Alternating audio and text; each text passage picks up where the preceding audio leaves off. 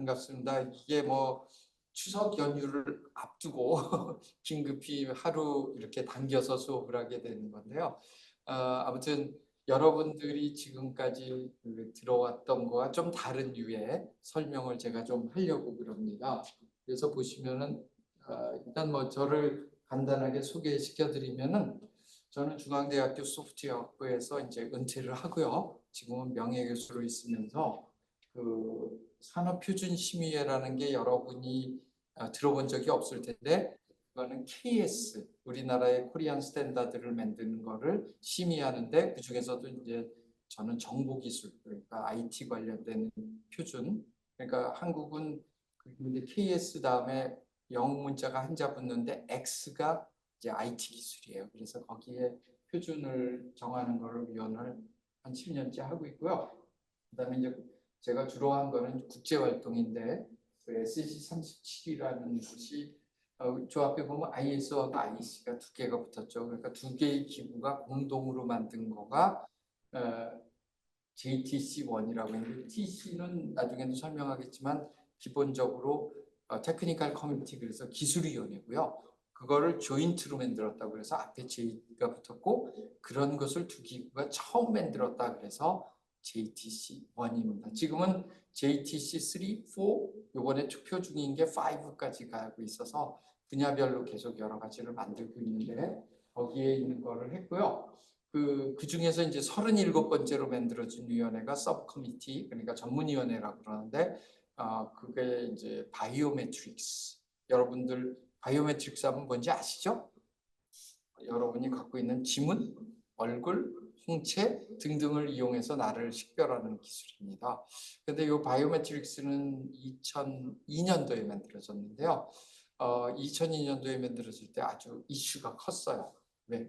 개인정보 보호하고 충돌된다. 그래서 유럽이 극렬하게 반대를 했고, 아무튼 뭐 투표로 이걸 만든다고 했을 때 아무튼 찬반이 굉장히 심했고, 미국은 9.11 테러의 피해가 커서 월드 트레이드 센터가 무너졌기 때문에 어떻게든 개인 식별을 본인이 갖고 있는 걸로 해야 된다고 나오고, 그래서 굉장히 강력했는데요.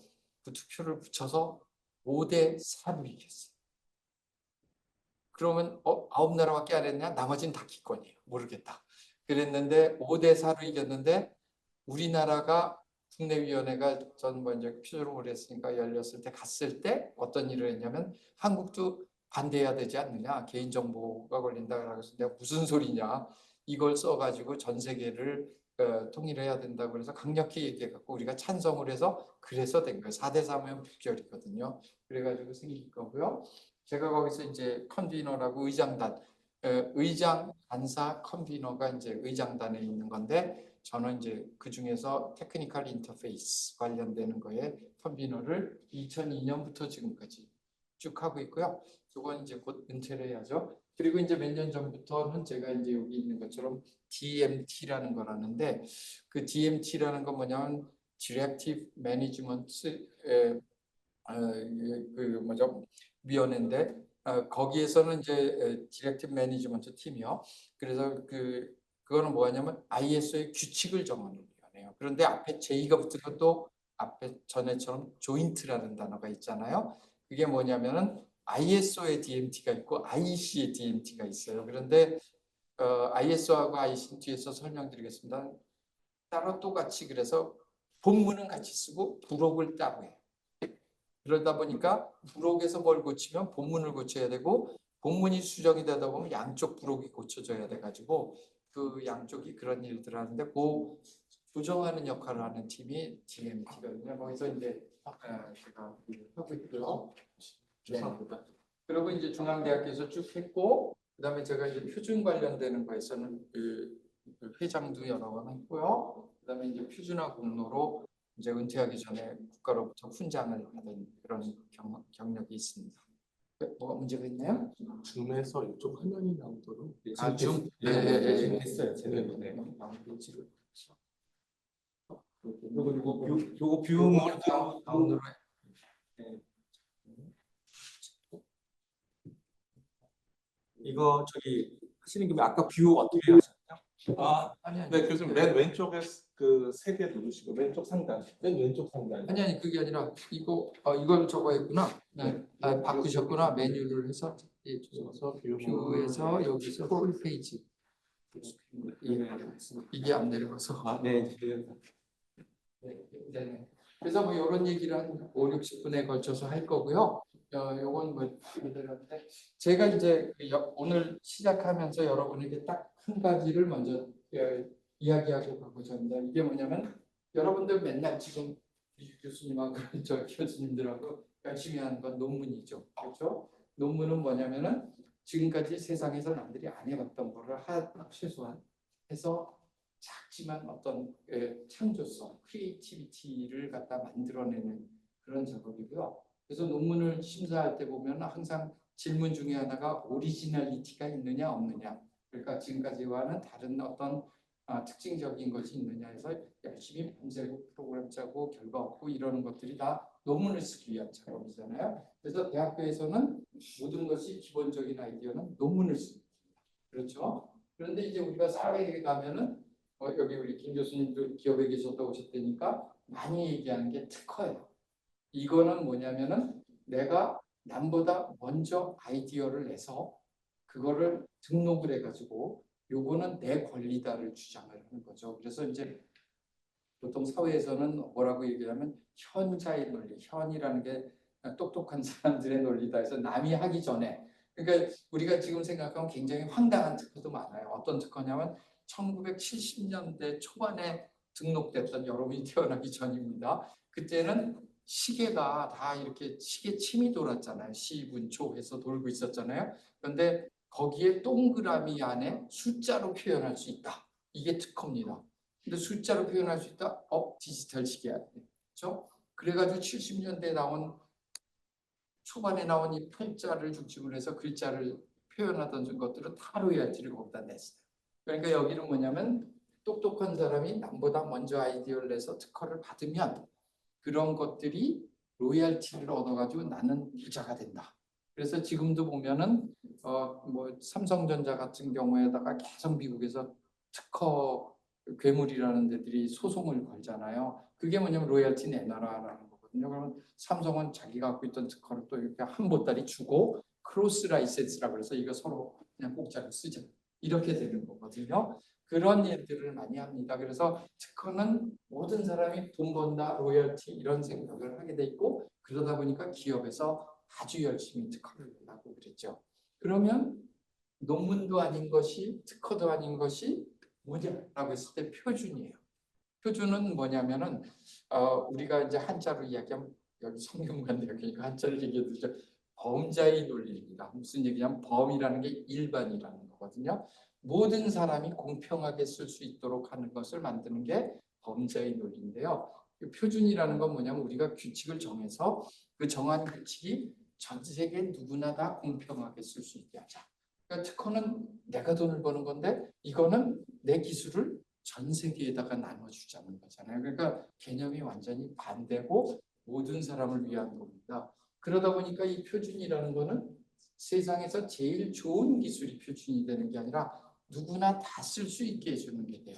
그래서 특허와 표준이 충돌이 나는 게 있어요. 로열티를 받고 싶은데 로열티를 받으면 사람들이 많이 안 쓸 것 같고 표준을 만들게 되면은 많은 사람이 쓸 것 같은데 문제는 로열티가 잘 안 들어가게 특허 표준 자체가 요구하는 게 누구나 다 써야 되니까 로열티를 많이 받겠다는 표준을 해주질 않죠. 그런 그 충돌이 있는데 모든 사람에게 이제 이런 것들을 갖다가 적용시켜 주자는 게 표준의 기본적인 개념입니다. 그래서 그런데 요즘 들어와서는 표준 특허라는 게 또 단어가 나왔어요. 표준을 만들고 그거를 특허로 내서 굉장히 저렴하게 하면서 또 돈을 받자 이런 것도 있고요. 내가 특허 받은 거를 표준에다 집어넣으면서 로열티는 거의 안 받겠다. 프렌드라고 그래서 이제 페어하게 돈을 받겠다. 그래서 뭐 예를 들어서 내 거를 쓰면 1센트 정도 받겠다. 뭐 이런 식의 일을 하는 것들도 있거든요. 그래서 이제 표준 특허라는 단어도 요즘 뭉치돼서 나오기 때문에 여러분이 아시면 됩니다.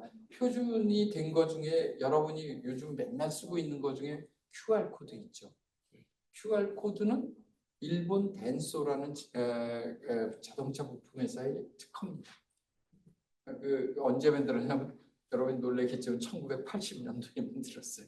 그게 덴소라는 회사는 토요타 자동차에 부품을 공급하는 한국의 모비스나 글로비스랑 같은 회사인데 거기에서 컨베어에 부품들을 정리하다 보니까 100만 개가 넘는 걸 정리하려니까 그걸 카메라로 찍어서 빨리 분류하자라고 해서 만든 거고요.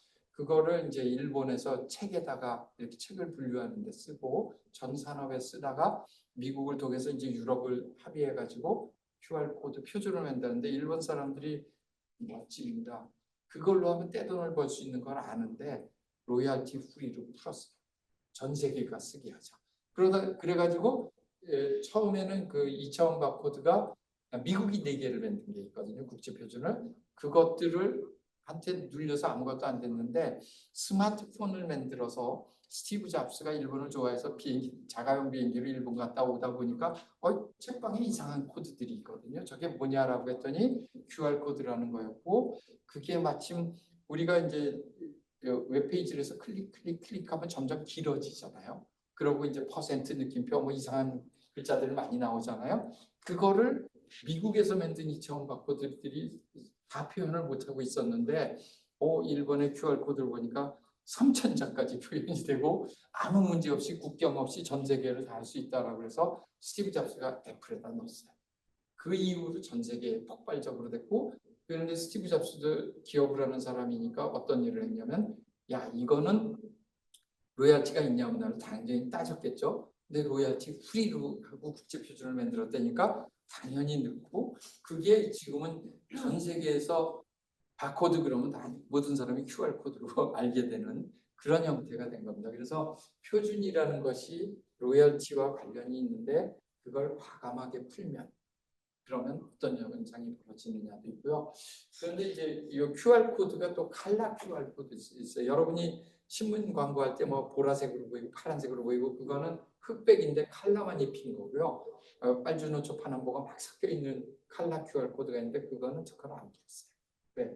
안 쓸 거기 때문에. 딴 사람들이 해봐야 안 쓸 거기 때문에 안 풀었고요. 그래서 그런 히스토리가 있다는 걸 아시고 그 다음에 이제 그러면 이 표준은 범자의 논리를 하다 보니까 우리 기술을 전 세계가 쓸 수 있도록 집어넣어야 되는데 제가 한 거는 이제 국제표준화 기구에 가서 일을 했고요. 그러면 내가 왜 표준화를 하게 되는가? 이걸 따져보죠. 저는 뭐 사실 대한민국의 그 은혜를 많이 입은 사람이에요. 왜 그러냐면 1970년대, 80년대에 대학교를 다닌 사람들은 군대를 어떻게 안 가는지가 사실은 제일 키였어요. 왜? 그 당시는 3년. 근데 재수 없으면 영장이 늦게 나오고 제대하고 날짜 안 맞으면 4년씩 막 빠져야 되거든요.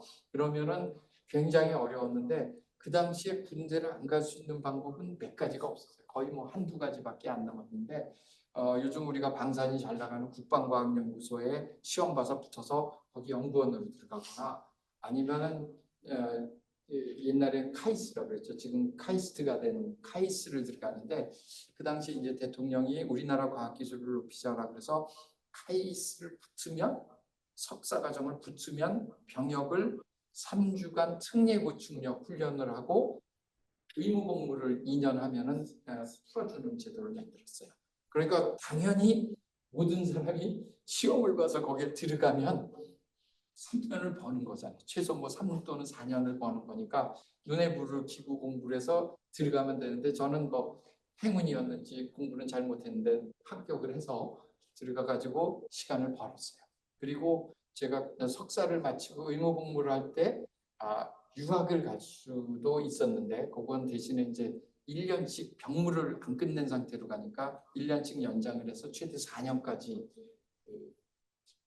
연장을 할 수가 있었거든요. 그래서 제가 공부를 1년 반쯤 하다가 유학을 가서 이제 외국 가서 한 3년 6개월 만에 박사학위를 받고 들어와서 제가 그 교수가 된 나이가 30세 3개월입니다. 그러면 거꾸로 계산하면 65세 정년을 했으니까 35년을 학교에 있었죠. 굉장히 빨리 해서 다른 사람들은 그때 이제 유학 갈 나이, 제 동기들은 제가 귀국할 때 유학 갔거든요. 그랬는데 그 나이에 저는 교수가 됐으니까 굉장히 좋았는데 그러다 보니까 한 10년이 되니까 제가 정교수까지 금방 올라갔고요. 대한민국에서 이렇게 저를 40이 되는 순간에 정교수가 되게 만들어줬으니까 한국을 위해서 내가 무엇을 기여할 수 있을까라는 그런 생각을 했고요. 그러면서 이제 그럼 낙후된 부분이 뭔가 있는가를 찾아봤을 때 특허라든지 논문이라든지 이런 거 하니까 논문은 나보다 훨씬 잘 쓰고 똑똑한 사람이 많아요. 그리고 우리나라를 잘해줄 사람도 많고 그렇다고 제가 논문을 안 쓸 건 아니지만 기본은 할 수 있는 역량이 있으니까 우리 학생들과 열심히 기본 교수로서는 하고 뭐가 제일 됐을까 했을 때 보니까 특허도 우리나라가 기업들이 잘하고 있고 제일 못하던 게 표준이다. 그게 이제 표준은 산업자원부 국가기술표준원이라는 곳에서 담당을 하는데 그 당시에 제가 90년대 중반에 교수가 돼갖고 찾아봤을 때는 대한민국이 국제 표준으로 만든 거는 50, 60년 동안에 한 손에 꼽아요.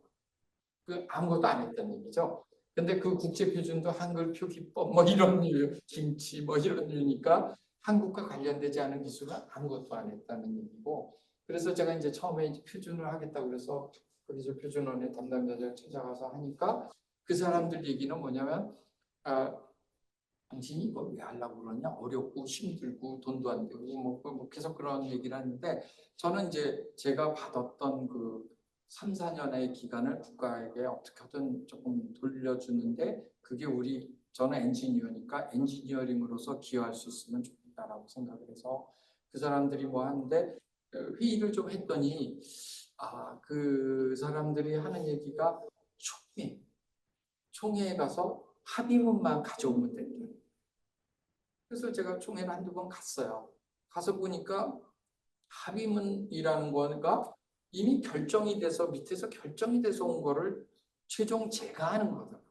그러면은 기술이 들어가는 거는 그 밑에 레벨에서 얘기하는데 그게 이제 아까 보여드렸던 워킹그룹이라고 해서 작업반에서 그럼 제가 갈 거는 총회를 갈 게 아니라 작업반에 가서 표준을 갖고 떠드는 기술에 대해서 토의를 하고 우리 입력이 있으면 거기다 넣어야 되는 건데 이렇게 되면 안 된다라고 했고 그거를 제가 강력하게 주장할 때 마침 어떤 일이 벌어지냐면 WTO가 생성이 되고 우루과이 라운드라고 불리는 체제가 합의가 되면서 WTO라는 기구가 됐어요. 이게 국제무역기구인데 국제무역기구가 한 거는 뭐냐면 전 세계를 자유무역으로 하자.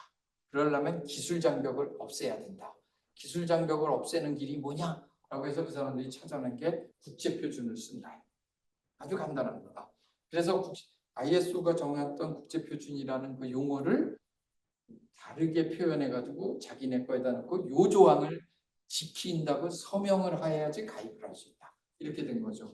그러다 보니까 이제 기술을 집어넣는 게 굉장히 중요한 게 됐고 제가 주장하던 작업반에 가서 우리 기술을 집어넣어야 된다는 거가 말이 통하기 시작해서 우리가 2000년대부터 국제표준화기구의 작업반에 엔지니어를 1명, 2명 파견하기 시작했어요. 그게 지금 와서 이따 팩트를 설명해 드리겠습니다만 저와 같은 식의 의장감사 컨비너를 300명대로 올리는 길이 된 거고요. 그래서 제가 2002년도에 아까 바이오매트릭스 생길 때 총회에 뛰어가가지고 컨비너를 하나 받아왔는데 이 컨비너라는 게 작업반 의장이거든요. 그것이 그때 제가 가서 미국 애들하고 막 타협하고 유럽 애들하고 싸워서 자리를 하나 얻어 왔을 때에 대한민국의 의장감사 컨비너가 손으로 뽑았어요. 그게 지금 300명대로 올라간 거니까 여러분이 보시면은 그냥 가만히 하면 올라가는 게 아니고요. 제가 했던 논의, 외국 애들이 표준화할 때 그 방법 이거를 계속 표준협회를 통해서 강연을 했고 노하우를 전수해서 의장단에 되고 싶었던 분들이 노력을 많이 했고 그렇게 숫자가 늘어난 거거든요. 그래서 저는 어떤 생각을 했냐면 제가 가지고 있는 기술과 노력을 낙후된 분야에다가 넣어서 대한민국의 수준을 조금 높이는 데 기여를 했으면 했고요. 지금 대한민국은 ISO 기구 내에서 보면은 전 세계적으로 약그 8등 정도. 그러니까 의장 간섭 컨비너 수, 국제 표준 만드는 숫자 뭐 등등 이런 게 약 8등 정도 하는데 요거를 어떻게 우리가 탑 5 안으로 넣어서 상임이사국이 되느냐 하는 게 제가 갖고 있는 목표인데 그건 조금 쉽지는 않아요. 왜 그러냐면 굉장히 복잡한 여러 가지 그 정치적인 이슈들이 있어서 이 기술에서도 이제 패권에 관한 정치적인 이슈가 있어서 좀 쉽지는 않지만 아무튼 저는 탑10 안에 넣는 데까지는 성공을 했고 그 노하우를 열심히 전수시켜드린 게 우리나라를 위해서 약간 기여를 했다고 보고 그래서 아까 마지막에 보면은 제 이력서 끝에 보면 홍조 군정부장이라는 걸 받았잖아요. 지금 이제 10년 전에 받았는데 대한민국에서 이 사람이 그 국제표준화 이렇게 올리는 데 기여를 했다라고 인정을 해줘가지고勋장을 받게 된 그런 일이 됐습니다. 그래서 제가 서론이 조금 길었는데요. 기본적으로 낙후된 분야를 찾아서 여러분들이 잘 하시면 우리 유은석 교수님도 그 실감 미디어 하면서 저쪽 엠팩 쪽에 일을 하시잖아요. 엠팩은 SC 29거든요. 저는 37이고 뭐 등등 그 관련되는 게 많으니까 그렇습니다. 표준이란 무엇인가라고 했을 때 제일 중요한 게 스테이크홀더 사이의 합의입니다. 컨센서스를 이루고. 그러니까 나 혼자 잘났다고 얘기해봐야 남이 인정을 안 하고 누구나 다 받아들일 수 있도록 해서 합의인데 여러분들이 합의 그러면은 항상 만장일치를 생각하는데 만장일치도 합의를 이루는 방법 중에 하나고요. 다수결도 합의를 이루는 방법 중에 하나고요. 미뤘다가 다시 하는 것도 합의를 이룰 수 있는 방법 중에 하나입니다. 그러니까 아무튼 어떤 방법을 쓰든지 합의와 조정에 의해서 만들어진 거고요. 표준은 이 두 번째 파라그래프 보면 마지막이 문서입니다. 표준이란 무엇이냐면 표준은 죽어서 문서로 납니다. 이렇게 호랑이는 죽으면 가죽을 남기는데 표준은 만들어지면 문서로서 납니다. 이렇게 하시면 되겠습니다. 그래서 계속 문서를 만드는 작업을 하는 거고요. 그런 표준을 만드는 작업을 우리가 표준화라고 합니다. 그래서 국제기구에서 가서 하는 일은 뭐냐면 표준을 완성시키기 위해서 전 세계에서 온 전문가들하고 의견을 교환하면서 문서를 완성시키는 작업이 표준화다. 이렇게 얘기해 가시면 굉장히 편하겠습니다. 그리고 이제 우리나라 같은 경우에도 전 세계가 대부분 나라가 다 그렇습니다만 산업표준이라는 게 다 만들어져 있어요. 이게 어디에 있냐면 국가표준기본법이라는 걸 제정을 했고요. 이게 1960년대에 제정한 겁니다. 그러면서 계속 업데이트하고 바꿔왔는데 거기에서 이제 옛날에 만들다 보니까 첫 단어는 굉장히 생소하죠. 광공업. 우리나라가 광업을 하나? 그런데 60년대에는 광업이 굉장히 중요했어요. 석탄도 캐고 그랬기 때문에. 그래서 그때 만든 거에서 이제 기준이다라는 걸 했고요. 우리나라는 지금 보면은 유일하게 이렇게 선진국까지 온 거의 모델은 수출입니다. 그러니까 대한민국은 수출 입국을 해서 외국에서 재료를 사다가 똑똑하고 손재주가 좋은 대한민국 국민들이 가공을 해서 그걸 부가가치를 해서 팔면서 그 차액으로 지금까지 올라온 거예요. 그러니까 우리가 중요한 게 뭐냐면 수출을 통해서 나라를 발전시켜 왔기 때문에 이 비즈니스 모델은 지금까지도 1960년대부터 지금까지도 그대로 유지가 되고 있어서 수출에 관해서는 우리가 뭔가 항상 노력을 일찍해야 됩니다. 그런데 수출을 하려다 보니까 무역상 기술 장벽이라는 게 있어서 각 나라가 교묘하게 다른 나라 제품이 못 들어오도록 막아. 그게 이제 기술 장벽이라는 테크니컬 배리어인데 예를 들어서 뭐 이런 얘기는 조금 진부한 얘기입니다만 지금은 여러분들이 뭐 다 인터넷에 라디오 듣고 그러니까 안 하지만은 옛날에는 우리가 어렸을 때는 라디오가 제일 중요했어요. 뭐 방송 텔레비는 그 다음에 들어왔으니까 근데 방송이 FM은 우리나라가 88에서 108메가헤르츠고 전 세계가 다 그렇게 써요. 그러면 우리가 그렇게 만들면 수출이 되잖아요. 싸게 좋은 제품. 그런데 일본을 수출하려고 했더니 일본은 FM 모든 방송을 68에서 88로 했어요. 그러면 일본에 수출하려면 별도로 만들거나 아니면 68부터 108까지 하는 라디오를 만들거나 그런데 전 세계는 88에서 108을 쓰니까 안 되잖아요. 이런 게 교묘한 기술 장벽이에요. 일본은 뭐 만들면 우리 다 수입해줄게. 근데 그거 만들려면 일본에만 수출하기 위해서 만드는데 또 일본 제품하고 경쟁해야 되니까 쉽지 않잖아요. 그런데 보이지 않는 기술 장벽이고요. 그 다음에 이제 표준을 다르게 만드는 방법도 있고요. 그 다음에 레귤레이션이라고 해서 이제 규제를 들어가는데 그 기술 규정을 다르게 한다든지 또 인증을 하기 위해서 나라별로 다 인증을 받아라 그러면 수출하려면 받아야 되잖아요. 그래서 이제 한다든지 아니면 수입할 때 샘플링 검사를 하면서 검사해서 불합격시킨다든지 별의별 방법을 다 써서 이제 장벽을 만들어 놓고 그래야지 자국 산업을 보호하기 때문에 그렇거든요. 그런데 우리나라는 이거를 다 뚫고 수출을 해서 먹고 살았던 나라이기 때문에 굉장히 중요한데 그러니까 이런 거를 갖다가 통일시키고자 하는 노력을 60년대부터 노력을 열심히 했어요. 그래서 가츠라는 유형의 정도만 얘기하는데 잘 발효가 되지 않다가 이거를 갖다가 이제 제거한 것이 뭐냐면 WTO라는 겁니다. 그래서 그건 조금 이따 말씀드리고요. 그래서 그러면 우리가 표준을 하게 되면 제일 좋은 게 뭐냐면 기관성. 우리가 소프트웨어 같은 경우는 인터페이스라고 부르는 것도 남하고 잘 연결이 있어요. 그렇게 되면 제품이 어떤 걸 사더라도 연결이 되니까 그럼 손쉽게 쓸 수가 있죠. 그렇게 돼서 팔면 그다음에 규모의 경제, 볼륨이 커지면은 생산 단가가 낮아지고 좋은 제품이 만들 수가 있고 또 신제품도 만들 수 있고 이런 거가 되기 때문에 표준의 효과는 크게 호환성과 규모의 경제를 이루는 쪽으로 넘어간다 이렇게 말씀드릴 수 있겠습니다. 그래서 그거에 따라서 기술 혁신이 가속화되고 그 다음에 이제 표준을 만들어 가지고 누가 세계 시장을 점유하느냐 하는 게 굉장히 중요한 게 있고요. 결국 우리는 얻어지는 이익은 뭐냐면 모든 사람이 표준을 통해서 생활의 편익을 취하게 된다. 여러분들 지금 우리가 지금 시계가 표준시를 쓰고 있는데 그게 없었다고 생각하면 아침이라는 개념이 나라마다 다르면 굉장히 골치 아프겠죠. 그런 것들이 이제 생활의 편익을 줍니다. 그렇게 생각을 하시면 되겠습니다.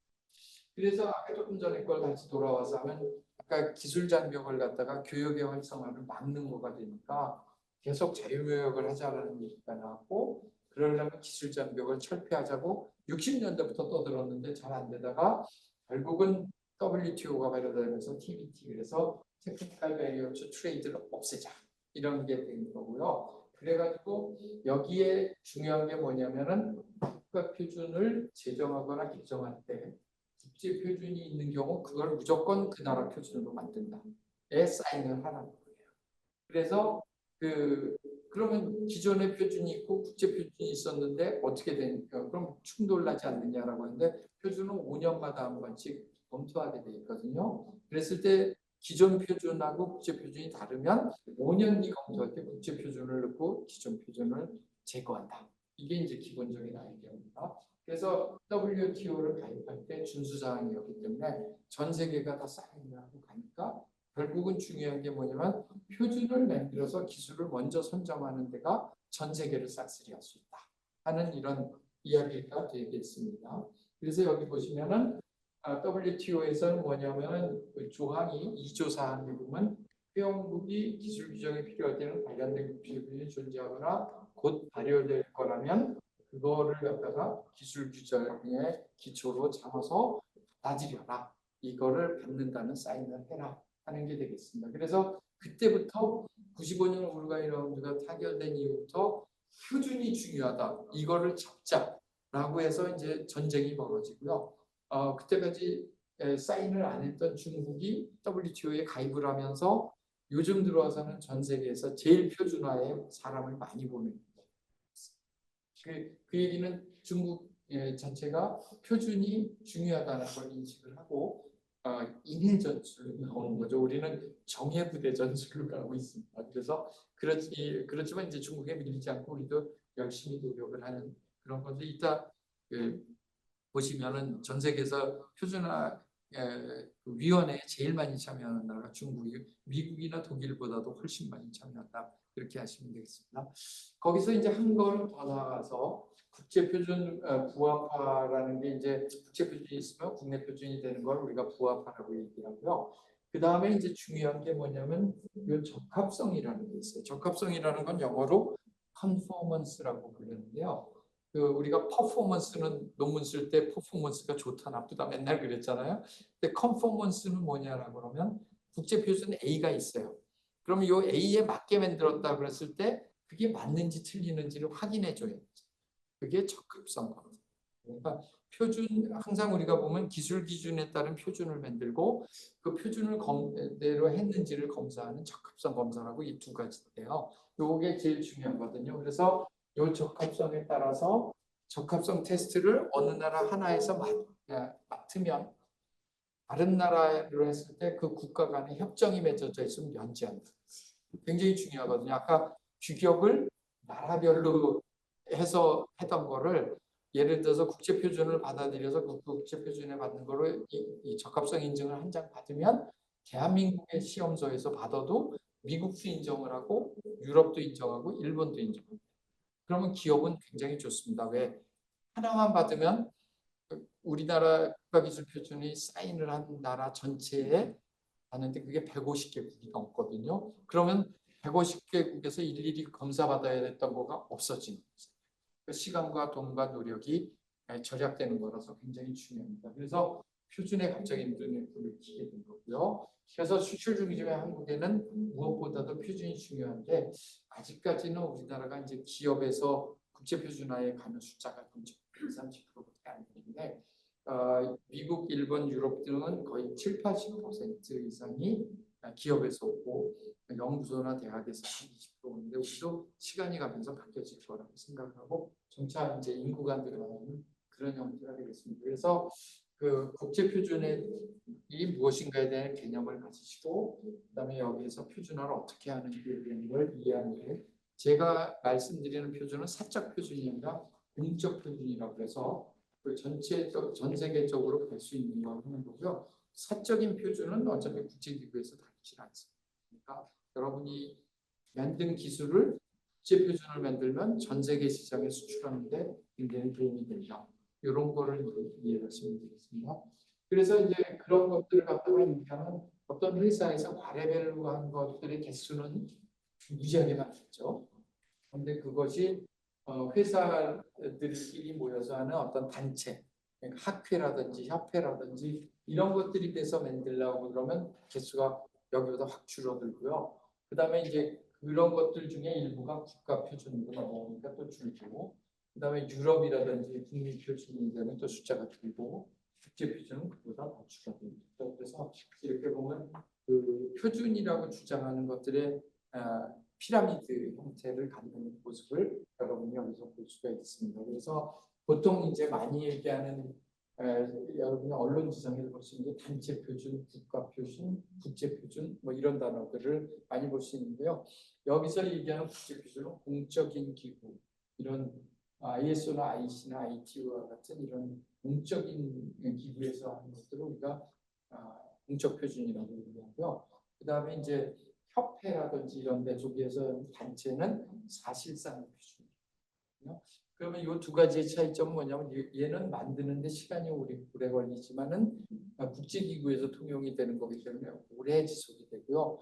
사실상의 표준은 시장을 점유하고 있는 동안 예를 들어서 우리가 옛날에 워크맨 많이 썼다 아니면 DVD 많이 쓴다 요거는 그게 유행할 때에 잘 되지만 그게 한물 지나가고 나서 엠팩 뭐 이런 거로 다루기 시작하면 그게 굳이 필요가 없죠. 그런 경우에는 보면 사실상의 표준은 성문화됐다기보다는 기업들끼리 뭉쳐서 힘을 합쳐가지고 시장을 점유하고 있다가 없어지는 그런 형태가 되겠습니다. 그래서 모든 거는 문서로 남는 공적 표준을 해야지 장기간에 갈 수 있다 하는 이런 말씀을 드리겠습니다.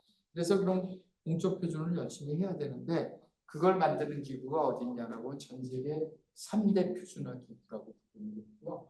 ISO는 이제 전 분야, 모든 분야에 대해서 다 하고 그중에 IT를 하는 건 JTC1을 만들어서 하고 IC는 주로 이제 송배전 발전해서 전기를 중심으로 해서 만들었다가 요즘에 이제 전자 쪽으로 확대하고 있는 그런 상황이고요.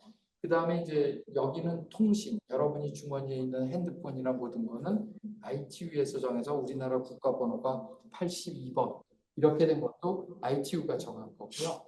그 다음에 이제 핸드폰의 3G, 4G, 5G, 6G 이렇게 넘어가는 표준을 만든 것도 3GPP라고 이 안에 있는 표준화기 단체에서 이제 정의해갖고 만드는데 이 두 개와 요거의 차이점은 뭐냐면 이 두 개는 NGO입니다. 그러니까 표준화 기구인데 어디에 속하지 않고 자기들이 독자적으로 만든 NGO 기구고요. 요거는 UN 산하에 있습니다. ITU는 UN 산하. 그러니까 기구의 성격이나 조직이나 운영하는 방식이 다르고요. 그다음에 여기는 통신을 하다 보니까 빠른 속도로 결정을 해야 되기 때문에 표준을 만드는 시간이 굉장히 빠르고요. 그다음에 기업 회원도 있고 국가 회원도 있고 이렇게 다양하게 있고 이 두 개는 NGO다 보니까 1개국 1회원 원칙입니다. 그러니까 그 NGO이기 때문에 힘이 전 세계에 미치지 못하는 것을 커버하기 위해서 어떻게 했냐면 그 나라에서 표준을 제정하고 보급하는 기관만 ISO, IEC의 회원으로 들어올 수 있다. 이렇게 된 거예요. 그러다 보니까 우리나라의 국가기술표준원이 ISO하고 IEC의 회원이 됐는데 그러니까 NGO가 GO를 갖다가 이렇게 회원으로 포용하는 그런 형태가 돼서 이제 표준을 보급하고 있었는데 WTO가 여기다 날개를 달아줬다. 이렇게 이해하시면 좋겠습니다. ITU는 어차피 유엔에서 정한 대로 그대로 진행하고 있고요. 표준화 기구 중에서 중요한 ISO를 제가 잠시 설명을 드리도록 하겠습니다. 표준화는 어디에 있냐면 중요한 게 요 테크니컬 커미티 기술위원회라는 게 중요하고요. 이쪽은 이사회하고 이제 자문기구들입니다. 맨 위에는 이제 의장이 있고 중앙사무국이 이제 제네바에 있고 그런데요. 우리는 이제 엔지니어들이니까 주로 이쪽 기술위원회 중심으로 하고요. 기술위원회를 총관장하는 데를 TMB 뒤에 나옵니다만 테크니컬 매니지먼트 보드라고 해서 기술관리국이라고 이렇게 얘기하고요. 여기에 이제 각 분야별로 위원회가 정해져 있습니다. 문제 없습니다. 맞아요. 네. 그래서 ISO를 보시면은 중앙사무국에 이제 TMB가 같이 있고요. 그 안에 이제 여기 보면 TC라고 하는 테크니컬 커미티 기술위원회가 있고 이 기술위원회는 이거는 조금 작게 그렸는데 이런 서브 커미티 전문위원회를 여러 개 둘 수가 있고요. 하나의 전문위원회는 다시 그 밑에 작업반 워킹 그룹을 여러 개 둘 수 있어요. 그래서 오늘 점차 작게 그리는 거는 뭐냐면 개수가 많을 수 있다라는 걸 거꾸로 표현해 줄 겁니다.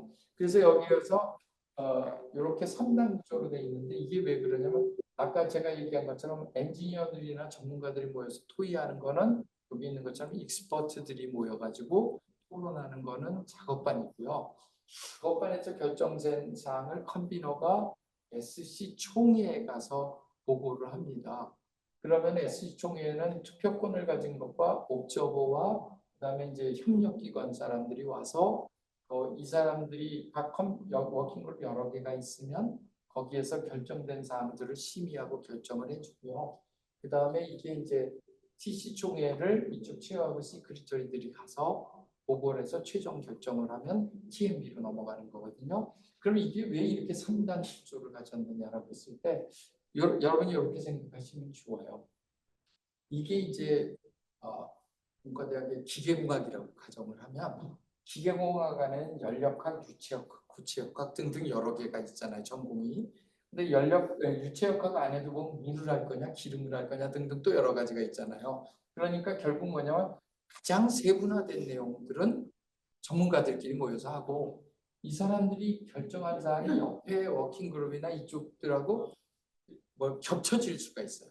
그걸 요청해서 이제 조금 더 세분화된 전공, 큰 전공에서 세분화된 전공의 내용들을 검토해서 이상이 없는지를 보고 아까 연력학, 구체역학 이렇게 여러 가지들은 기계공학이라는 모임에서 모여가지고 최종적으로 해보면 우리 기계공학에서는 겹쳐지는 게 없다. 뭐 이렇게 설명을 할 수가 있죠. 그래서 이 두 개는 결국 투표권을 가지고 행사를 하니까 행정적인 거고요. 기술적인 검토는 여기서 합니다. 물론 이 사람들이 다 행정적인 사람만 오는 게 아니라 기술자지만 좀 더 이제 고위급으로서 결정하는 사람들이 있는 거죠. 그래서 이제 이게 총회 레졸루션 합의문이라는 겁니다. 그러니까 옛날에 국회의원에서 저한테 요구했던 건 합의문을 꼭 가져와라 하는 게 뭐냐면 결정이 어떻게 됐는지를 보겠다는 거고요. 그러면 이게 이렇게 진행 중이다라는 걸 파악을 할 수 있는데 우리의 인풋을 누르면 여기를 보죠. 그렇게 해서 이제 우리가 여기에서 일을 하도록 하는 그런 구조를 했습니다. 그렇게 하시면 되겠습니다. 그래서 이제 3장 구조고 뭐 이렇게 돼 있고요. 그 다음에 이제 여기 보면 의장과 사무국이 있고 사무국에는 이제 커미티 매니저, 얘는 시크리터리라고 불렀는데 너무 비서 같다 그래서 이름을 테크니컬 커미티 매니저라고 불렀고요. 이 사람들이 이제 행정적으로 일을 하고 그 다음에 작업하는 컨비너가 일을 한다. 이렇게 이해를 하시면 되겠습니다. 그다음에 그 ISO는 2000년대부터 굉장히 일을 많이 했습니다. 그래서 구호를 우선 만들었는데 simpler, faster and better. 이게 뭐냐면 표준은 모름지기 간단해야 되고 그다음에 표준을 제정하는 기간은 빨라야 되고 그다음에 나온 표준은 기존 거보다 훨씬 좋아야 된다. 이런 세 가지를 했죠. 그래서 밀어붙이면서 뭘 했냐면 정보화를 강조했습니다. 이거는 이제 앞으로 컴퓨터로 한다. 그래가지고 컴퓨터화를 굉장히 추진을 20년 동안 많이 했고요. 그래가지고 지금 대부분이 여러분이 생각하는 대학교에서의 그 포탈 시스템처럼 ISO나 IC도 포탈 시스템으로 다 넘어가고 있고요. 그 다음에 이제 표준이 한 번 되면 아까 5년마다 검토를 한다 그랬죠. 근데 이제 표준의 레벨에 따라서 어떤 건 3년마다 하고 어떤 건 5년마다 하는데 우리는 국제 표준을 기준으로 하면 5년마다 한 번씩이거든요. 그랬을 때 이 5년마다 한 번 하는 거를 위원회에서 이제 다시 재검토한다 이런 걸 결정을 해야 되는데 의장 잊어버리는 사람들이 많아요. 그러다 보니까 막 1년씩 밀리고 이래가지고 5년이 되면 자동으로 전산해서 검토를 시킨다라는 것도 도입을 했고요. 등등 여러 가지를 많이 도입을 했습니다. 그래서 이게 항상 우리가 보면 새로운 제도를 넣을 때는 반대가 많잖아요. 2000년대 초반에 과감하게 결정한 게 텔레컨퍼런싱을 하겠다라고 했어요. 그랬을 때 엄청나게 반대가 많았습니다. 왜? 표준화에는 만나서 토론을 해서 해야 되는데 어떻게 온라인으로 들어와 가지고 이게 토론이 되냐 반대를 했는데도 밀어붙였고요. 그 밀어붙인 거가 코로나 시절에 줌으로서 버추얼 미팅을 해서 표준화가 안 죽고 계속 속도는 좀 느렸지만은 쉬지 않고 할 수 있었던 동력이 됐고요. 그 다음에 그러다 보니까 요즘은 하이브리드 미팅이라 해서 온라인과 오프라인을 섞어서 하고 여러분 지금 수업도 여기 현장에서 들으시는 분도 있지만 줌으로 듣는 사람도 있잖아요. 그렇게 되는 것들이 보편화가 되는 시대로 바뀌었다. 그래서 20년 전에 결정한 거가 코로나를 지나면도 성공을 했고 여러 가지 되고요. 그다음에 아까 작업반에는 전문가들이 있다고 그랬는데 전문가라는 거는 꼭 박사학위를 가진 사람이 아니어도요. 학사를 가지고 공장에 가서 어떤 연구를 하면서 10년 이상 뭐 이런 식의 경험이 있으면 그 분야는 아주 굉장히 잘 알잖아요. 그런 사람들이 전문가가 될 수가 있습니다. 그러니까 꼭 학력으로 전문가를 결정하는 건 아닙니다. 그런 얘기만 좀 하시면 되고요. 용어들이 이제 그 저기랑 좀 다르니까 그 용어들을 조금만 익히면 되고요. 대한민국에 대해서 간단히 설명하겠습니다. 지금 현재 ISO의 회장은 조성환 회장, 대한민국 사람. 자부심을 가져도 됩니다. 우리나라 역사상 80년 독립 후 80년 동안에 국제기구의 투표로 회장이 된 사람은 처음이에요. 그만큼 기술 분야에서 굉장히 잘 되어 있다는 거고요. 그런데 유관스럽게 이제 2년 임기니까 올해 말로 작년과 올해 2년 동안 해서 올해 말로 끝나고 다음 회장은 이제 이집트 사람이 정해져 있고 이게 이제 미국, 유럽, 아시아 이렇게 돌면서 하는 거로 여기 몇 년 전에 바뀌었기 때문에 우리는 술 마셔서 중국이랑 싸워서 더블 스코어로 이기고 회장이 됐습니다. 아부다비에서 그때 했고요. 그다음에 이제 그 아프리카 아랍 쪽으로 넘어갈 때 이제 이집트 사람이 이런 상이고요. 그다음에 우리가 보면은 ISO하고 IC의 위원회 수가 약 165개가 있는데 그 중에 우리가 그 투표권을 가지고 참여하는 게 586, 145에서 약 731. 그러니까 9분의 7 정도 하는 거죠. 그다음에 이제 투표권 없이 옵저버로 가는 게 178개 정도. 그래서 이제 합의 900개 정도입니다. 965 중에 900개면 한 60개는 우리랑 전혀 상관없는 위원들이 있고요. 그다음에 옵저버를 하는 이유는 뭐냐면은 위원회가 우리나라에서 활성화되지 않았는데 그래도 정보를 수집해서 나중에 준비하기 위해서 하는 거고요. 우리가 이제 4분의 3 이상은 투표권을 해서 적극적으로 행사하고 있다. 이렇게 보시면 되고요. 근데 저기 965개에 거의 다 참여한 나라가 중국이에요. 그러니까 우리가 뭐 인해 전술에는 당할 수가 없는데요. 그 다음에 이제 우리가 임원의 숫자를 보면은 요건 이제 코로나 될 때부터 제가 이제 의장 간사 컨비너 합계인데 합계만 보겠습니다. 그 21년에 228명이었고요. 25년도에 300명이세요. 그렇죠? 제가 2002년도에 됐을 때 한 손으로 꼽았던 게 이렇게 올라갔는데 그건 열심히 홍보와 교육을 한 효과가 이렇게 잘 나타났고 그때 이제 각 분야에 계신 분들이 ISO 표준화하면서 와서 노하우를 전해 듣고 했는데 그 방법은 한 3가지 정도가 있는데 그걸 아주 충실히 수행하셔서 숫자가 이렇게 늘었다. 보시면 되겠습니다. 그 다음에 우리나라가 MP는 매년 몇 개 정도 내느냐라고 했을 때 제한이 보통 한 70건 정도 했는데 작년에는 한 50건 정도로 약간 줄었어요. 그렇지만 아무튼 계속적으로 한 70, 80개씩 한다. 그렇게 설명이고요. 여러분이 이제 표준화 활동을 하려면 어떻게 해야 되느냐 했을 때 내가 어디에 속하는지를 알아서 그 분야를 조사해 가지고 찾아보고 그다음에 무엇을 할 것인가를 정해야 되는데 여기 찾아 들어가는 방법은 제일 중요한 게 뭐냐면 우리나라는 국가기술표준원이 있으니까 거기 들어가서 ISO하고 IC가 뭐하는 되고요. 그 다음에 이제 통신 쪽으로 하려고 그러면 그 정보통신진흥협회 TTA라고 성남에 있습니다. 거기에 들어가서 이제 보면 되고요. 그래서 내 분야가 어디인지를 따져가지고 그 다음에 이제 국가기관에 체크해가지고 전문가로 등록한다든지 뭐 이런 형태고요. 우리나라는 전 세계에서 유일하게 위탁지 도라는 게 있습니다. 그러니까 IT 분야는 마기정통계, 그다음에 식품 이런 거는 식약처, 뭐 이런 식으로 그다음에 도로교통 관련되는 거는 국토교통부에 뭐 이렇게 하는 거를 총리실에서 결정을 해서 각 부처별로가 있는데 여러분들 자체는 결국 IT 분야를 일을 하니까 ISO 또는 과기정통부의 RRA 거기에서 관장을 한다 이렇게 이해하시면 되겠습니다. 다음에 이제 그래서 이제 어떤 기술위원회를 있는지를 찾는 게 첫 번째고요. 그게 존재한다면은 거기 위원회가 국내 위원회가 있는지 보고 연락해서 거기 참여할 수 있으면 하는 거고요. 만약 존재하지 않는다면 그런 위원회를 만들어야겠죠. 요즘 TC들이 중국이 저돌적으로 많이 만들고 있습니다. 지금 요 근자에 만들어진 한 10개 정도는 중국이 제안해서 만들거든요. 그래서 존재하지 않으면 이걸 착수해가지고 신설 여부를 따져야 되는데 보통 이게 이제 표준 분야의 중요성과 표준 과제가 몇 개 만들 수 있는지 이런 걸 가지고 이제 심의를 해서 TMB에서 결정을 하기 때문에 일단 제출을 했고요. 그다음에 중요한 게 뭐냐면 비행기 타시는 거에 대해서 힘들어하면 돼요.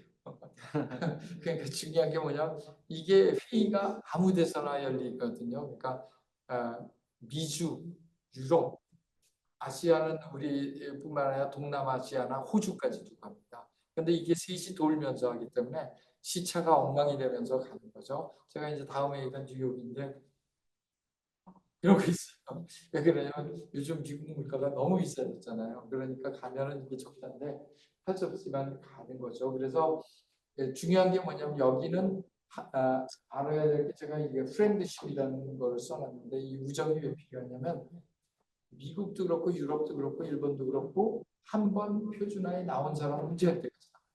심지어 은퇴하고 있거든요. 저 같은 사람도 은퇴하고 있다니까. 그러니까 이게 뭐냐면 한 번 한다면 30년 걸린 거예요. 기본이. 그렇기 때문에 여러분들이 알아야 될 게 뭐냐면 이 사람들하고 잘 어울리면서 필요할 때 요청을 해서 표를 얻어요. 이 과제를 하는 것 자체는 그냥 냈다고 과제가 되는 게 아니라 투표를 하거든요. 그럼 득표를 해야 되죠. 그러니까 그러려면은 잘 알아둬야 돼서 회의에 참가해서 상대편을 잘 알고 꾸준히 가고 계속 협력하고 저쪽이 나한테 도와달라고 나도 도와주고 다음번에 도움을 받고 이런 것들을 잘해야 되지 성공을 합니다. 그래서 득표 전략도 있어야 되고요. 굉장히 많은 걸 해야 된다. 그래서 ISO 화면에 들어가서 그냥 보시면 되고, 그다음에 전문가로 등록되면 이런 형태로 로그인 화면을 저기 아이디 패스워드를 받아서 로그인을 해서 일을 하실 수가 있고요. 그다음에 여기 보시면은 유럽 표준화 기구라든지 IC라든지 또는 불란서, 독일 뭐 이런 데들은 그 자기네 나라 회원이면 자동으로 들어갈 수 있어요. 여기도 캐치를 하자라고 그러는데 잘 하지 않고 있죠. 그래서 우리는 저쪽 메인 화면에서 아이디 패스워드 받아서 들어가는 그런 쪽으로 하고 있습니다.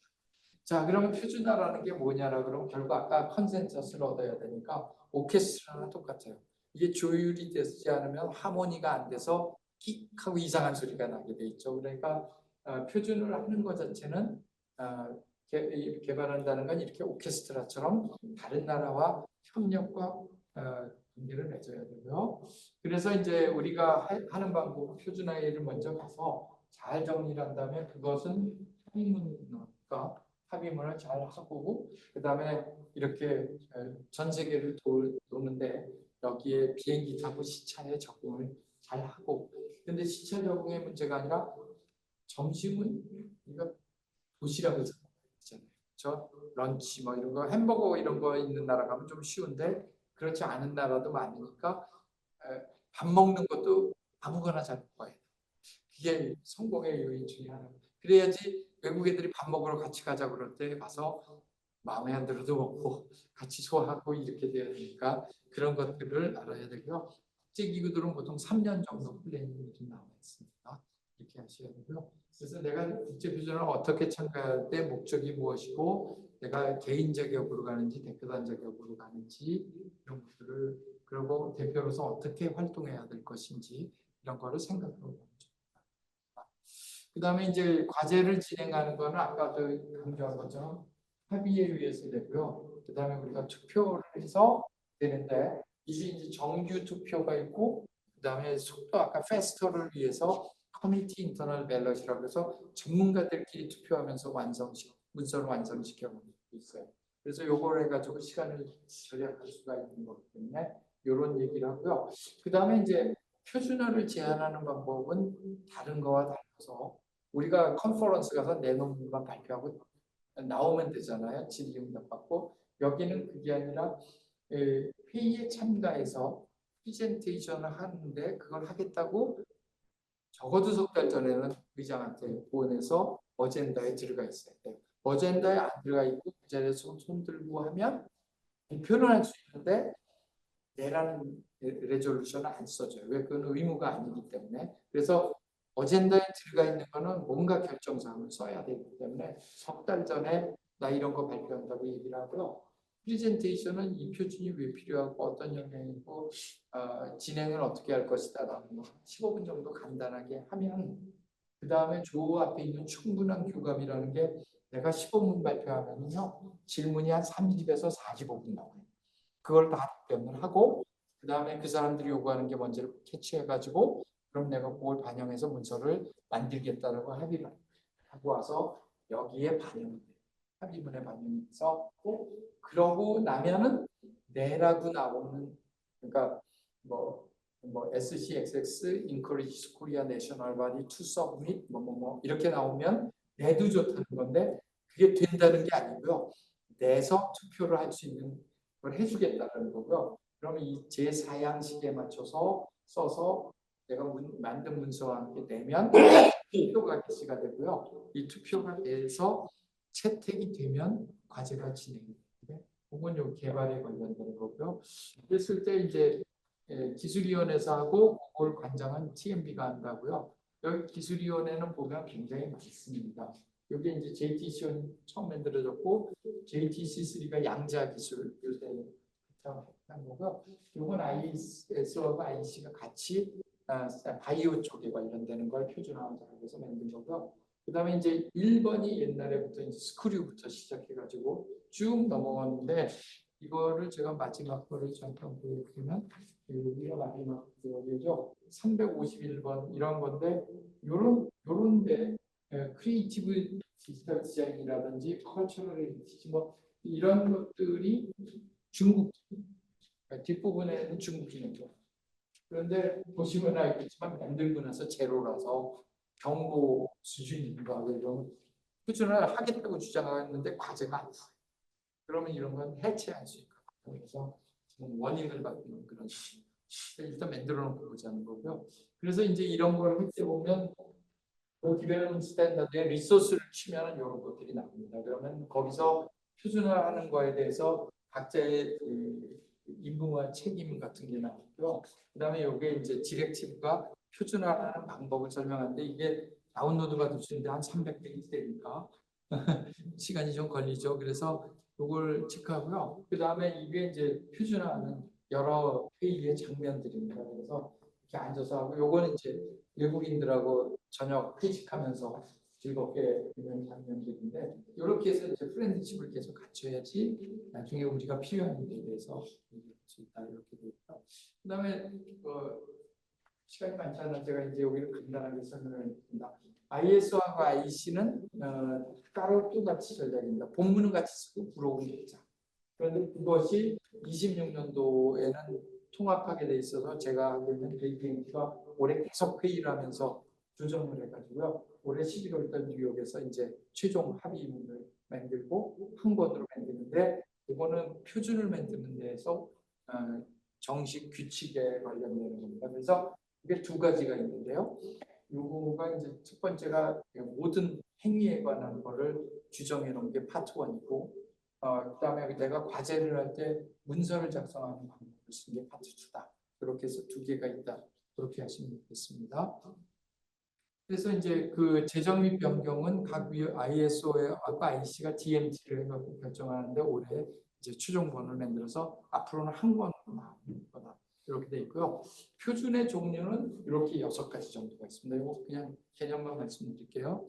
그림으로 말씀드리면 이렇게 되겠네요. 우리가 목표로 하는 거는 기술에 관련되는 건 국제 표준. 그다음에 그 국제 표준을 만들어야 되는데 문서 만들기에 시장에서 요구되는 게 많으면 명세서만 테크니컬 스페시피케이션만 해서 하는 요 두 가지는 기술 기준에 관련된 거고요. 그다음에 요거 테크니컬 리포트는 우리가 랩에서 뭐 연구하고 결과 나온 보고서 써놓으면 그걸 TR로 등록하잖아요. 근데 여기는 그게 아니고 이 테크니컬 리포트는 요 분야의 현황을 분석해서 표준화 아이템이 이런 거 이런 게 나올 수 있다를 쓰는 게 아이템을 발굴하는 게 그러니까 연구 논문 쓸 때하고의 방향이 조금 다르죠. 그다음에 IEEE 802 와이파이 같은 경우를 ISO가 받아들일 때는 하스라는 거라서 굉장히 빠른 속도로 그건 문서의 양식이 다르기 때문에 맞추기만 하면 되는 거니까 이런 거고요.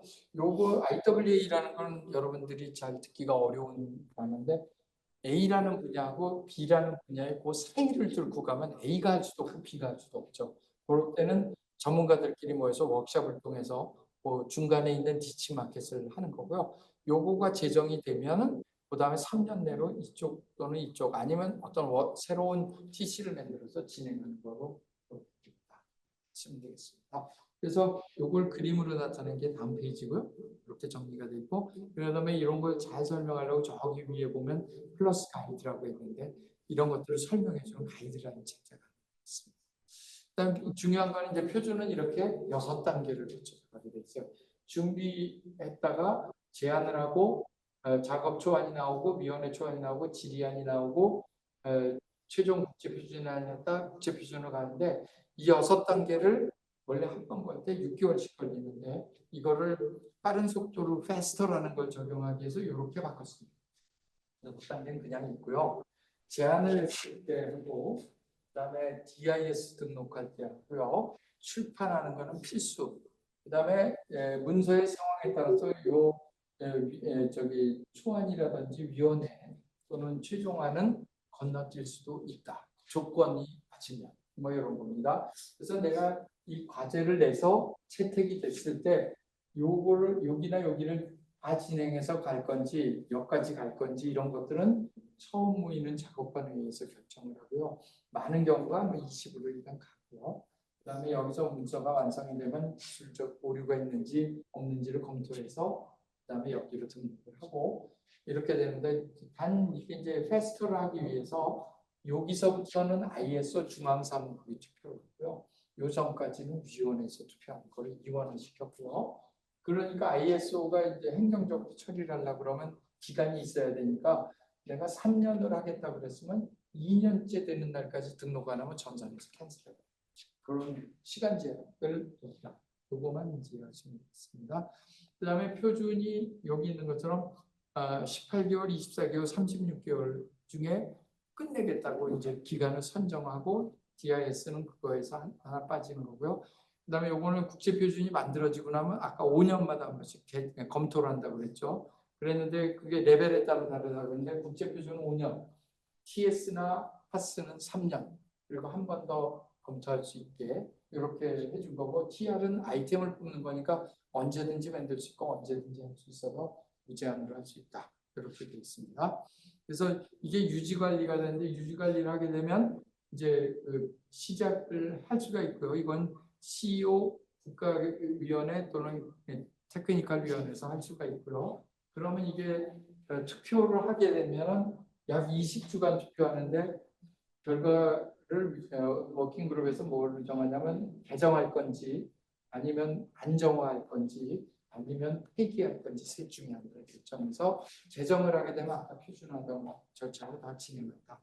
이렇게 이해하시면 되겠습니다. 그래서 회의 자체는 이제 대면 회의가 기준이고 이제 줌까지 넘어가서 그렇게 돼 있고 지금은 이제 하이브리드 미팅이 대세다.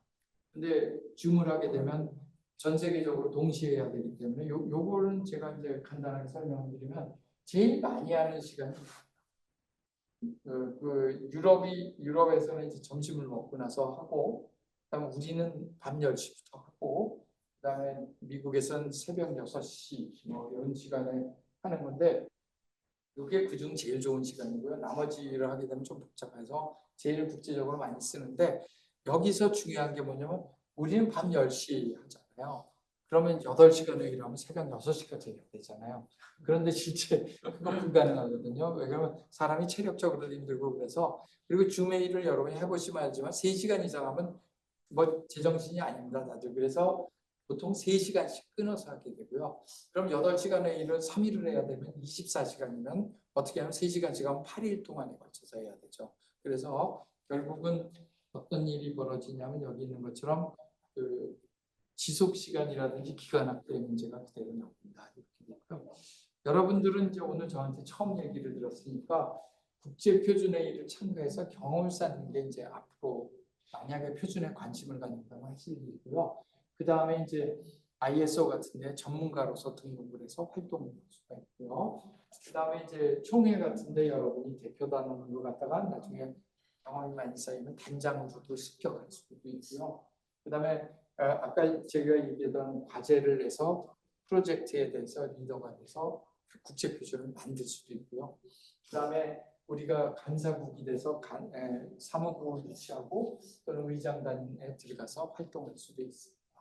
아니면 요즘 우리나라 사람들도 영어가 잘 되니까 중앙사무국에서 애프게 전 세계에서 젊은 직원을 찾고 있거든요.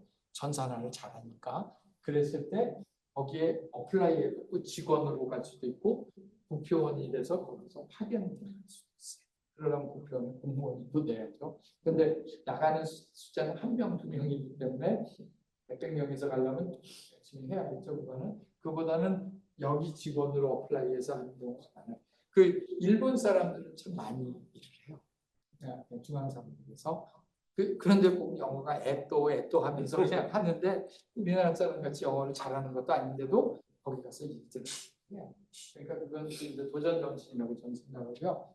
그다음 저와 같이 이제 디렉티브를 갖다가 조정하는 멤버가 될 수 있고, 그 기술이사회 멤버도 될 수 있고, 그다음에 이사회, 그 중앙사무국에서 이용하는 이사회, 그다음에 사무총장, 부회장, 회장 이렇게 할 수 있는 길이 굉장히 많습니다. 표준화에서도 우리가 전문가로서의 역량과 등등 여러 가지를 해서 갈 수 있는 길이 많이 있기 때문에 여러분들이 잘 생각을 하시고 여기 있는 것처럼 회장이 있고 거기 서포트하는 부회장이 있고 773호는 여기에 세르지오 이 친구가 이제 남미 친구인데요. 사무총장으로서 일을 하고 사무총장이 되면 7년 임기거든요. 원텀 더 할 수 있어서 14년 할 수 있어요. 그래서 근데 일단 저 해야 되는데 이 스페인어를 쓰는 나라들이 굉장히 많아서 힘이 좋습니다. 자, 그래서 이제 마지막으로 정리하면 국제 표준화는 우리가 가지고 있는 기술을 가지고 국제에 나가서 하는 올림픽입니다. 그러니까 기술 올림픽이라고 보시면 되고요. 우리가 이제 디렉티브를 통해서 표준화 절차를 이해할 수가 있고요. 그다음에 모든 건 이렇게 전문가 집단이 모여서 하는 작업반, 그다음에 행정적으로 검토하는 SC와 TC를 거쳐야 되고 보통 기본은 3년 뭐 이렇게 보시면 되고요. 전문가와 이제 그다음에 행정 이렇게 두 개로 나눠진다. 고요. 사실은 이제 이 과제를 하는 에디터라든지 작업반을 이끄는 컨비너라든지 그다음에 의장, 간사 이런 사람들이 우리 기술을 세계화, 아무래도 우리가 의장, 간사 그러면은 우리 기술들을 넣으려고 노력을 많이 하잖아요. 그런 사람들이 이제 이 21세기 한 애국자라고 얘기를 하고요. 그다음에 표준화도 제가 JMT에서 일을 하지만 요구사항이 있으면 change request라고 해서 이렇게 수정해 주세요도 오거든요. 그걸 검토해서 상중하 난이도로 나눠서 하부터 빨리 처리하고 중도 그에 다 처리하고 상중에 일부를 처리하고 어떤 건 2년에 걸쳐서 처리하고 이런 형태가 있습니다. 그래서 디렉티브도 시대에 맞게 바뀌고 있기 때문에 우리가 여기에 맞춰서 다 일을 했으면 좋겠다는 거고요. WTO의 힘을 받았고 모든 것은 국제 표준 중심이고 순수 국내용 표준이 아니라면 국제 표준부터 만드는 게 중요하고 중요한 거는 이제 여러분들이 혹시라도 기업에 가서 되면 기업의 대표이사께서 표준화를 지원을 안 해주면 한 번 갔다 온다면 너 뭐했어? 그러고 차리면은 그 다음에 안 가는 건 못하다. 이런 게 있어서 중요한 거는 참가해서 IS까지를 기업이 잘 서포트를 해주면 굉장히 잘할 수 있습니다. 그리고 이제 결실은 국제 표준으로 해서 전 세계 시장을 장악할 수가 있어서 결국은 우리 여기 계신 많은 분들이 기업에 가서 일을 할 확률이 크기 때문에 표준을 잘 이해하고 표준을 하면은 그 기업도 클 수 있다. 이런 거로 제가 결론을 내리면서 강연을 마치고자 합니다. 감사합니다. 네.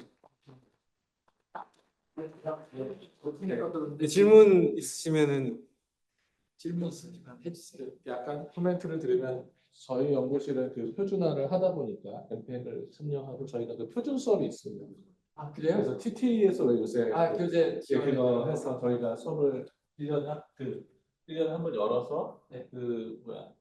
어떤 애들이 그 듣고 하는데 주로 저희는 이제 엠팩 위주로 많이 하다 보니까 저 윗단에 그거를 잘 몰랐는데 ISO가 약간 엠팩 쪽이 좀 많이 비대해서 여기는 주로 워킹그룹 옛날에는 하나에서 그게 했는데 요새 원하고 11에서 하나 이제 올라갔지만 네. 그 윗단 얘기를 제가 처음 들어서 되게 전 재미있게 들었고요. 그 학생들은 어떨지 모르겠는데 저는 옛날에 그 미국에서 기업에 있을 때 US 내셔널 바디에서 표준 그 비디오 스탠다드 팀에 있었는데 저희 회사 내에서는 그 비디오 스탠다드 팀에 있는 게 되게 하나의 좀 멋이었어요. 그렇죠. 왜냐면 자부심이죠. 1년에 보통은 이제 4번씩 그 비행기 타고 어디 가서 그 열흘 이상 거기서 빡 터지게 하고 사실 김진필 교수님은 LG에서 표준팀 팀장이셨던 임원이셨던 저분 밑에서 이렇게 또 다들 이렇게 막 그렇지. 똘마니들이 표준화했었고 그런 제가 그래서 아주 어릴 때 조교수일 때 교수님 그 학교에서 뵙고 교수님 팀에서 과제 받아서 이렇게 하는데 기억이 납니다. 사실은 약간 저 얘기를 하면 교수님 알고 이제 과제를 받았는데 이제 실제로 저랑 과제 담당하신 분 교수님 밑에 있는 사람의 밑에 있는 사람 밑에 있는 사람이 이제 저 컨트롤하고 그랬던 기억이 나는데 다들 표준화에서 하셨는 분인데 해외에서 표준에 좋은 특허가 특히 비디오나 이런 데 들어가면 국제적으로 그 돈도 많은 로열티를 받고 해서 되게 의미가 있다고 보이고 실제로 연구원 아마 교수님도 실제로 어마어마하게 특허료를 보기에 교수님이 막 완전 슈퍼리치로 안 보일지 모르지만 사실 특허료 어마어마하게 받으시는 분이실 거예요. 그래서 학생들도 좋은 연구 가지고 특허 쓰고 하면은 기회가 많습니다. 저도 어제도 사실 제 특허 옛날에 제가 이전 학교에 쓴 것도 사겠다고 연락 왔는데 제가 그 돈 받고 안 판다고 거절했는데 실제로 그런 기회들이 많이 있습니다. 질문들 좀 하시죠. 그냥 우리 유 박사님이 하는 엠팩은 그 ISO 전체에서 좀 특이한 거예요. 왜 그러냐면 그 JPEG하고 MPEG을 만들었는데 MPEG이 이제 디지털 방송의 표준이잖아요. 그러다 보니까 여기는 MPEG 파운데이션이라는 걸 만들어서 전 세계에서 쓰는 거에 돈을 다 걷어서 거기서 분배를 하니까 돈이 많고 그래가지고 근데 표준은 기본적으로 돈을 안 걷는 게 목표거든요. 그러다 보니까 MPEG하고 다른 ISO의 TC나 SC들하고 싸움이 많아요. 그런 게 이제 근데 곧 엠팩 위장하던 그 이태리 사람이 워낙 그 돈 걷는 걸 좋아해가지고 그래서 그 좀 복잡하긴 했는데 엠팩은 그래서 전 세계 디지털 방송을 잡았기 때문에 굉장히 효력이 좋았고요. 저희는 만든 포맷이 우리 37에서 만든 지문, 얼굴, 홍채 데이터 포맷이 옆에 있는 SC17 스마트 카드 거기 IC 칩에 들어가서 그게 ISO 93 저기 어디죠? ICAO 9303 표준이 돼서 ICAO가 민간 항공기구인데 거기서 전자 여권을 관장해요. 그래서 지금 전 세계 여권이 다 전자 여권으로 바뀌고 여러분 페이지 앞에 보면 IC 칩 같은 게 앞에 조그맣게 그려져 있는 게 전자 여권이라는 뜻이거든요. 그래서 전자 여권으로 바뀌는데 우리는 이제 거기에 데이터 포맷과 인터페이스를 제공했기 때문에 그런 면에서 이제 국제 표준에서 굉장히 여러분 실용화에 많이 오는 거죠. 여기는 방송에서 힘썼고 우리는 여러분 주머니에다가 여권 하나씩 집어넣고 뭐 그런 거라서 그 표준들이 이렇게 보이지 않는 데서 여러분들에게 굉장히 힘을 쓰고 있다 이렇게 이해를 하시면 좋죠. 네, 그런데 이 박사님은 이제 비디오 쪽에서 열심히 일을 해가지고 아마 미국에서도 센 팀에 그렇죠. 엠팩을 했습니다.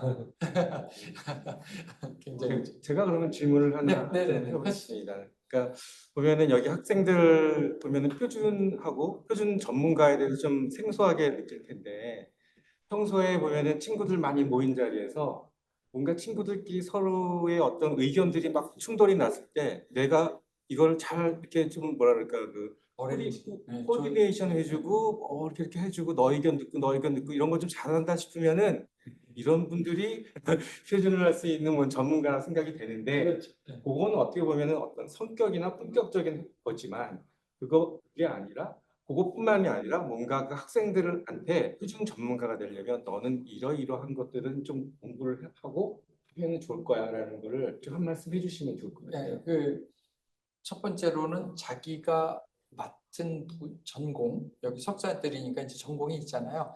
그 분야의 전공을 첫 번째로 열심히 하고요. 그것이 이제 내가 취직을 하게 되면 취업한 곳에 가서 깊숙이 파면서 그 분야의 내용을 첫 번째로 잘 이해를 해야 돼요. 아까 제가 그 전문가, 익스퍼트라는 단어를 썼을 때 뭐라고 얘기냐면 학력이 중요한 게 아니라 그 분야에 대한 내용을 얼마나 잘하느냐거든요.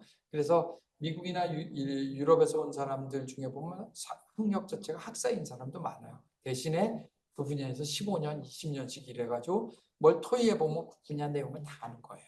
그런 사람이 전문가거든요. 그러니까 여기서 아까 얘기한 건 범자의 논리이기 때문에 누구나 다 쓰는 거니까 어려운 기술을 갖고 와서 이상한 논문 써가지고 내가 최고다라고 하는 게 여기는 안 통하고요. 너도 나도 다 쓸 수 있는 거를 해서 아까 김 교수님 말씀하신 것처럼 사람들이 했을 때 분명히 어떤 나라는 자기네 나라 기업의 이해관계가 충돌이 되면 반대를 할 거잖아요. 그것을 어떻게 이제 여러 사람과 합의를 하면서 그 의견도 일부 받아주고 우리도 일부 양보하고. 근데 우리나라 기업 거를 내가 뒷주머니에 딱 차고 갔는데 그 중에 한 개를 양보하라. 그렇게 나올 수 있거든요. 왜 그럼 자기네들도 발을 담궈야지 뭔가를 좀 챙기니까. 그랬을 때 그걸 못하겠다 그러면 그걸 파토나는 거예요. 왜? 저쪽도 끝까지 버티고 나는 그럼 나머지 나라들이 그럼 이거 시간 가면서 지연 작전 쓰면 되거든요. 시간이 아까 36개월 안에 끝나야 되는데 최대가 안 되면 지연 작전으로 시간 끌어서 지우면 되는 거거든요. 그러니까 그런 것들이 많기 때문에 저쪽이 하는 거에서 내가 우리 기술이 이 정도 받아줄 수 있는지 그 판단을 해야 되니까 그 분야의 전문가가 돼야 되는 거거든요. 그래서 먼저 자기가 맡은 바에서 일을 열심히 하시고 전문 지식을 쌓고 그다음에 이제 회의에 가서 상대편과 그러니까 이제 기브 앤 테이크 주고받으면서 우리 거를 메인은 우리 거를 잡고 마이너한 것들을 여러 개 넣어주더라도 메인만 살아있으면 되니까 그렇게 하고요. 이게 표준화의 중요한 점이 뭐냐면 저 GIS 등록을 하고 나면 FDIS 투표로 가지 않는 것들은 GIS에서 벌써 기술 검토가 끝난 거예요. 그러면 그걸 갖고 우리가 프로토타입을 만들어 갖고 있다가 GIS 투표만 끝나서 절로 넘어간다 그러면 우리는 제품을 낼 수가 있어요. 근데 문서가 인쇄돼서 나와서 보면 우리보다 6개월에서 1년이 늦죠. 그러니까 기술 선점이라는 게 제품이 얼마나 빨리 나오느냐도 중요하거든요. 근데 내가 그걸 준비해 가지고 남의 거 마이너한 거를 받아주면서 하면 우리 그거 고치면 되니까 그래서 나가서 시장 선점을 할 수 있다. 그런 거를 이해하시고 무조건 내 거만 하면은 최고다라고 그래야지 사장님한테 뭐 칭찬받는다가 아니고 봐줄 거는 봐주면서 해서 빨리 갈 수 있도록 하는 게 굉장히 중요하다. 이렇게 이해하시면 되겠습니다. 아주 좋은 질문. 네. 교수님께서 결국은 어떤 전문적인 분야를 네가 잘 해야 된다는 말씀하셨는데 그렇죠.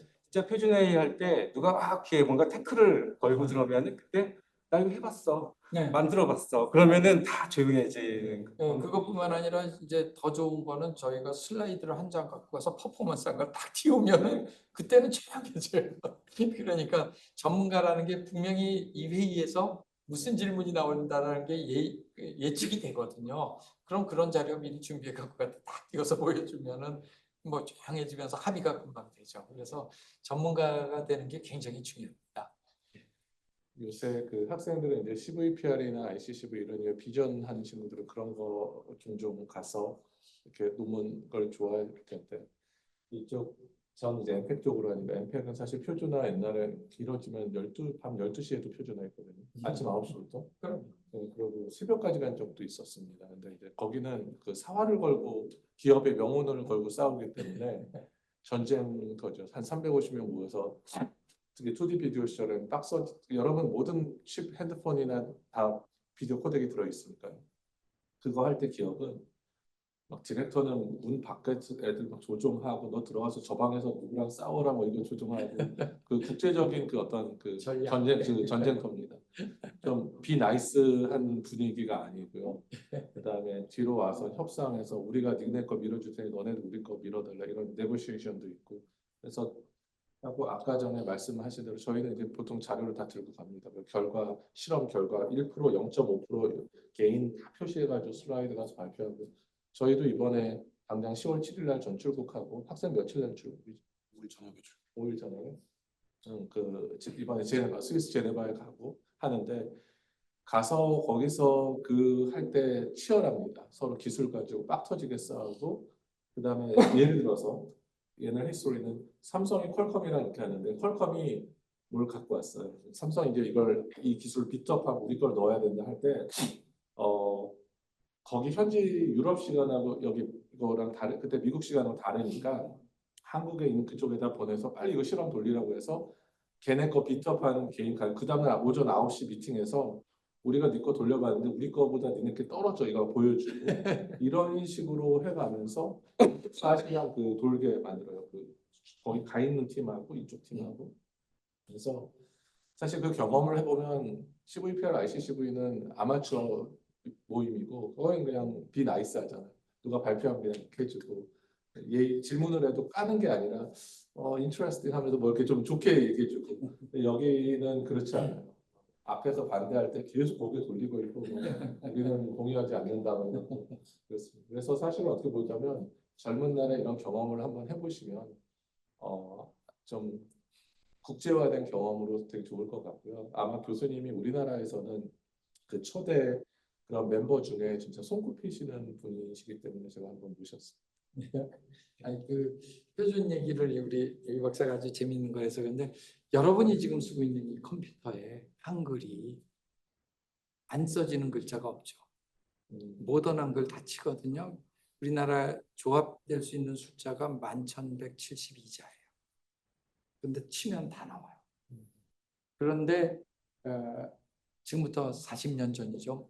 그 국제 표준 코드화 작업을 할 때 2바이트 코드, 그러니까 65536 안에다가 전 세계 글자를 넣는 거라고 5,000장가는 예비로 놔두고 6만 1,000개에다 넣는데 한글이 11,172자라고 주장을 하고요.